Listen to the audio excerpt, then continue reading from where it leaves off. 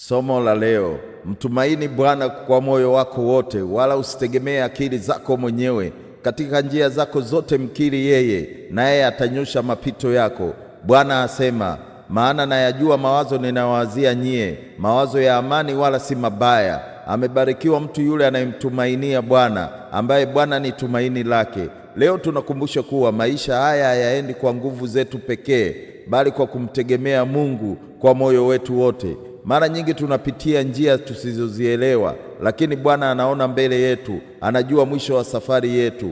Mawazo yake juu yetu ni ya amani na matumaini na ushindi. Tunaposimama katika uwepo wake, tunapata nguvu ya kuendelea na wajibu wetu hapa duniani. Amani yetu hutujenga, hutupatia utulivu wa moyo na hutufundisha kukubali uasilia wa maisha, huku tukitazama Mungu kama tumaini letu. Maombi. Baba yetu wa mbinguni, tunakuja mbele zako tukikiri kuwa wewe ndiye njia yetu na nguvu yetu.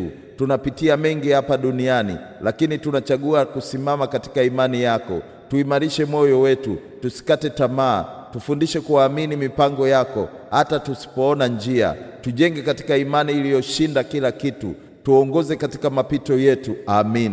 Leo ni siku na kesho ni siku. Mungu akubariki sana. Amin.